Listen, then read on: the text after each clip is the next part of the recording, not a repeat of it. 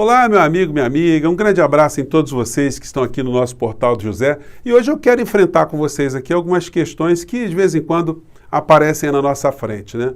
De vez em quando nós somos confrontados com algumas frases do tipo: deixe o presidente trabalhar. Você tem que respeitar o voto de 57 milhões de eleitores. Não está feliz porque você não vai para Cuba ou vai para a Venezuela. Isso é muito recorrente, sem falar nos agressivos, né, apelidos ou ataques que a gente sofre de todas as formas, né? Mas será que existe alguma argumentação razoável no meio dessa história toda? O que se esconde no final da história? E o governo Bolsonaro, de fato, ele não está trabalhando porque tem alguém atrapalhando? Existem estruturas, né? Você está atrapalhando o governo Bolsonaro, eu aqui. Existem instituições que estão atrapalhando, essas instituições não querem que o Brasil melhore, que haja uma situação de vida melhor para o povo brasileiro. O que tem de verdade no meio dessa história? Nós vamos enfrentar essas questões, vamos falar de fatos muito importantes que estão acontecendo agora. E se você está chegando agora, o nosso portal está nos conhecendo, seja bem-vindo, se inscreva aqui também, veja os nossos outros vídeos, compartilhe se você gostar, dê joinha, porque é muito importante, não esqueça de fazer isso.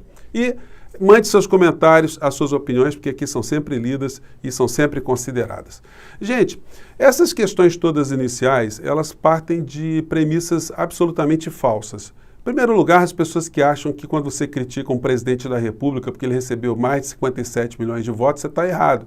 Não é assim. O presidente não recebe uma delegação, um cheque em branco para fazer tudo o que ele queira. Eu tenho certeza que a maior parte dos eleitores do Bolsonaro não sabem o que ele estava pretendendo fazer na economia.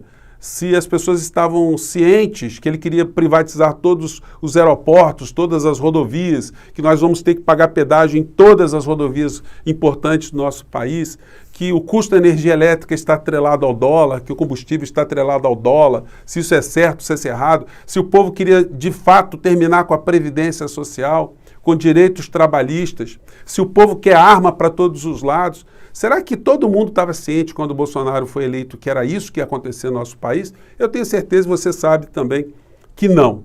Então, o governante ele não recebe um cheque em branco para fazer tudo o que ele quer. E para isso existe a democracia, para pessoas como eu e você criticarmos, apontarmos que as coisas estão erradas. Quando algumas pessoas dizem, deixa o homem trabalhar, gente, quem é que está impedindo o Bolsonaro de trabalhar? Ele tem que fazer tudo aquilo que ele pensa sem nenhum tipo de anteparo, sem nenhum tipo de ponderação no exercício desse poder. E os meios de comunicação, como tem lidado com essa figura? Por que eles protegem com P maiúsculo? Muitas pessoas vão falar assim, o cara ficou doido. Eles toda hora estão fazendo algum tipo de crítica. Gente, são críticas superficiais. Eles não criticam o modelo econômico, a entrega do nosso país, os negócios que são feitos pelos seus sócios, os sócios dos grandes grupos que se reuniram com o Bolsonaro naquele encontro macabro de gangsters, porque é isso que a gente pode chamar. Não tem como a gente falar, ele estava lá com empresários, 40 empresários, mas empresários que não se deixam fotografar com o presidente da República, que não tem nenhuma imagem, não tem nenhum áudio, não tem nenhum registro, um encontro praticamente secreto no meio de uma república, e a gente não vai achar que isso é um encontro para tratar de assuntos imorais, porque se fossem assuntos para tratar dos temas brasileiros, de uma situação republicana, por que isso não seria documentado? Por que não seria exposto para o povo brasileiro? Não, mas é reunião de quadrilha, é isso com Q maiúsculo, né, que a gente tem que chamar, não tem como a gente aliviar. Porque são pessoas que estavam ali nas alcovas, nas penumbras, traçando de coisas que dizem respeito ao destino do povo brasileiro, e eles sabem que nessa reunião eles estavam diante de um espantalho, de um fantoche. O Bolsonaro, ele é um preposto, ele é o testa de ferro, que é um pau-mandado de quem cuida mesmo da área econômica, que é o Paulo Guedes. As pessoas do mercado, as pessoas que analisam a estrutura de poder aqui no Brasil e fora do Brasil, têm essa leitura. E por isso o Bolsonaro é protegido. Porque se não fosse assim, gente, o que explica os principais telejornais não terem falado da aberração que foi ontem a aparição do presidente naquele cercadinho, ameaçando o povo brasileiro mais uma vez, que ele está só aguardando um sinal para dar um golpe, para dar um soco na mesa. As redes bolsonaristas ficaram reverberando esse tipo de situação, que o presidente Bolsonaro deu ultimato, vamos ficar a postos, o sinal já está dado, agora nós temos que fazer a nossa parte. E os meios de comunicação de massa não reagem. A gente pega os jornais impressos e até os editoriais dos jornais, mas que atingem um público muito pequeno, né, gente? Aqui a gente pega uma coluna bacana aqui da Malu Gaspar, mas é do jornal impresso, é 0,01% do povo brasileiro que tem acesso a isso. E ela fala, povo Bolsonaro, que povo? Falando dessa declaração, a declaração golpista do Bolsonaro. O jornal Valor Econômico também, eles colocam isso, um jornal que chega a uma fração ínfima da população brasileira. O editorial hoje do Estado de São Paulo, o jornal Estado de São Paulo, também falou disso.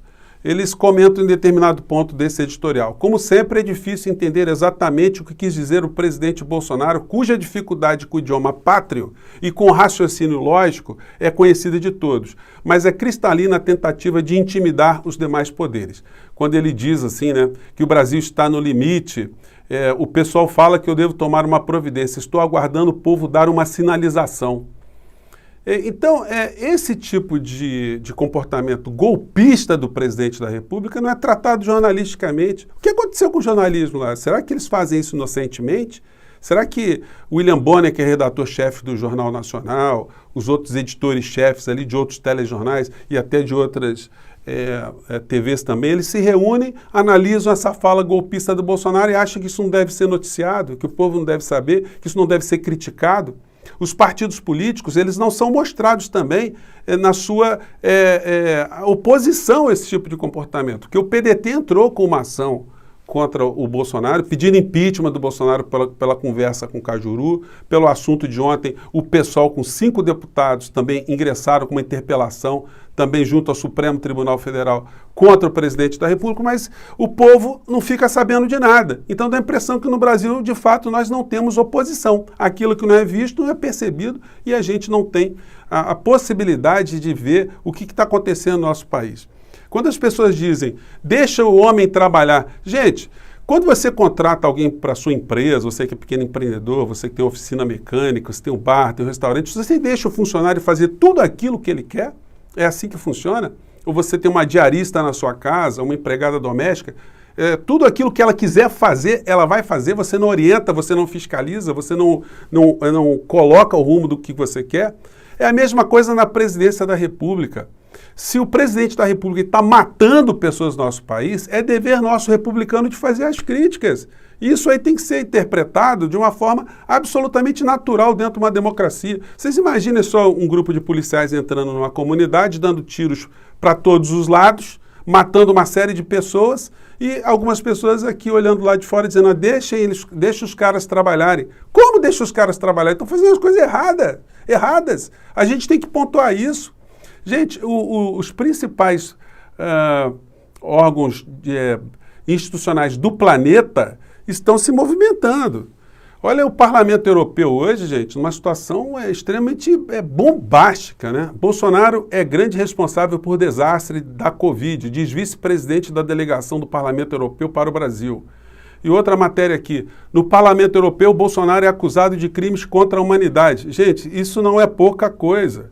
O Parlamento Europeu é o segundo parlamento do planeta em número de participantes, de deputados, né? Só perde para o parlamento da Índia. Mas o Parlamento Europeu concentra o poder das principais nações europeias, que cuidam ali da legislação do continente inteiro, de uma maneira geral, das questões econômicas, das relações geopolíticas, das questões militares, das questões ambientais. E esse parlamento está colocando o Brasil, na figura do presidente brasileiro, como país pária. Nós vimos ontem o parlamento francês, os deputados rindo do fato de a gente ter um presidente que prescreve cloroquina para o povo brasileiro, que tem feito as pessoas morrerem com essa falsa ilusão que elas que serão curadas. Então, 217 países do planeta não permitem brasileiros. Só a Tonga, Tonga é uma ilha, um arquipélago, tem 177 ilhotas lá, permitem que brasileiros cheguem até lá, mas não tem avião para chegar lá, né? Não tem voo Brasil-Tonga. né? Ou as ilhas Nauru, com 10 mil habitantes, também recebem brasileiros, ou Afeganistão. Os outros países todos do planeta não estão deixando brasileiros chegarem lá, exceto alguns países com restrições muito específicas, de 15 dias de confinamento. Já perdeu suas férias, né? Você estava pensando em algum lugar, você vai ficar 15 dias dentro de um hotel. Então, o que está acontecendo com o nosso país é que nós temos um presidente, gente, que ele acaba nos lembrando muito essa figura aqui, o Idi Amin Dada, né? É o ditador de Uganda, que tem muita coisa a ver com o Bolsonaro, e a tragédia para esses personagens costuma ser um fio condutor. Tem uma hora que a casa cai para essa gente aí. O Idi Amin Dada também matou 300 mil cidadãos lá em Uganda.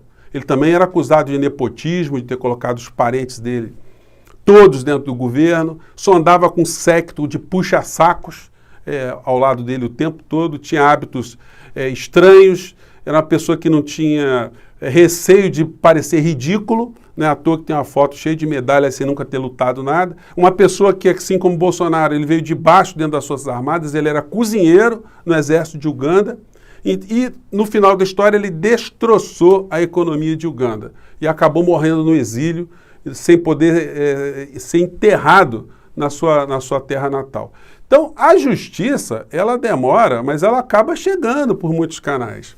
Aqui no Brasil, eu já comentei com vocês, olha aí, o Pazuello está na marca do pênalti, vai gastar todo o dinheiro que ele ganhou dentro do governo Bolsonaro, com o contra-cheque dele mais gordinho, por conta dos crimes que ele está sendo acusado agora. Uma situação vergonhosa, vexatória, essa coisa aqui do Ricardo Salles. Ele está sendo objeto de uma notícia-crime de um delegado da Polícia Federal que está acusando ele de advocacia administrativa, de ter interferido ali a favor de madeireiros ilegais. Uma coisa absurda. Então, muita gente vai acabar indo para a cadeia, ou muita gente vai ficar com tornozeleira eletrônica, ou vai perder muito patrimônio. A revista Science, também a principal revista de ciência do mundo, está reforçando aqui argumentos contra o Bolsonaro, que serão utilizados na CPI, e é por isso que ele está desesperado, porque ele está observando que todas as estratégias que foram feitas por ele fracassaram, pelos apoiadores também fracassaram dentro do parlamento, então a CPI está instalada e, de fato, nós vamos ter as responsabilidades apuradas. A questão se ele vai ficar até 2022 ou não, é uma questão que nós não sabemos agora, porque o jogo está sendo jogado e o Bolsonaro, mantido no poder por aquela quadrilha lá e os seus congêneres do jantar dos 40 quadrilheiros, empresários escondidos e o presidente da República, esse pessoal continua a lucrar com a participação, com a figura do Bolsonaro. Ele está com todos os seus comportamentos de Idi Amin Dada aqui no nosso país, ocultando aquilo que Paulo Guedes está fazendo todos os dias. E por isso a imagem de Bolsonaro não é desgastada, a ponto das pessoas movimentarem as suas energias para pressionarem os deputados e senadores para implementarem logo o pedido de impeachment. Os negócios que esses grupos nunca conseguiram fazer nas últimas décadas, eles estão fazendo agora, com muita velocidade. Nós vamos ter muita dificuldade para recuperar o nosso país de volta. E como existe uma parcela da sociedade que está sequestrada para apoiar o Bolsonaro, sequestrada porque tem esses grupos de vigaristas na internet, nas redes, que montaram seus espaços e que foram induzidos para aquela figura lá de Virgínia, esse pessoal, eles fazem com que exista uma mobilização de uma parcela da sociedade que não tem a reflexão crítica do que está acontecendo, só que essa movimentação, ela neutraliza as forças de oposição e elas acabam ajudando que o andar de cima continue a fazer negócio no nosso país às custas de mortes de brasileiros. No final da história, essa elite escapa porque ela não está aparente, ela continuará onde ela sempre esteve, escravocrata como sempre foi, e pessoas como Bolsonaro, Pazuello, Ricardo Salles, muitos vão terminar na cadeia, muitos vão terminar pobres, depauperados, muitos vão ter que sair do Brasil e muitos vão terminar os seus dias na cadeia. A história nos dirá, aquilo que aconteceu com Idi Amin Dada pode acontecer no Brasil também. Não existe ditador que dure para sempre. Um dia acontece alguma coisa. E numa democracia, quando você tem mesmo uma pessoa tão ridícula e tão bizarra, tão despreparada, tão mal intencionada quanto o Bolsonaro, porque a gente não pode dizer que ele está ali com boas intenções, né? Quando uma pessoa como essa está num regime minimamente democrático como o nosso, tem uma hora que ele é expelido. Ninguém nem vai mais lembrar dele, vai ficar uma figura apagada. Muitos já passaram pelo nosso país também com muito poder e acabaram no ostracismo. A gente tem aí o Collor de Mello, que foi caçador de Marajá, que hoje está com Bolsonaro. Ele conseguiu se reeleger, mas para quem foi presidente da República, né? Ele ficou ali com um prêmio de consolação, vamos dizer assim, mas tem uma diferença, né? O Collor de Mello é um cara que é bilionário, né? Ele é um cara que conseguiu ainda manter ali, dentro de um feudo, de uma oligarquia de Alagoas, algum espaço político. Agora, e os bolsonaros? Que feudos possuem os bolsonaros? Que grupos vão ficar sempre com Bolsonaro para todo sempre? Será que eles vão ficar até à beira da sepultura? Ou será que vai acontecer o que aconteceu com pessoas como Idi Amin Dada, uma pessoa que o Bolsonaro deveria prestar mais atenção e os bolsonaristas também? Gente, hoje eu acho que foi um pouco mais contundente do que outros dias, mas é nosso papel aqui de chacoalhar mentes e corações, né? E hoje à noite, às 21h45, eu estarei lá com a Kia Santarém, lá no Critica Brasil, discutindo os assuntos jurídicos do STF, hoje, que são assuntos aí que prometem. Eu fico por aqui, muito obrigado mais uma vez e até o nosso próximo encontro. Tchau, gente.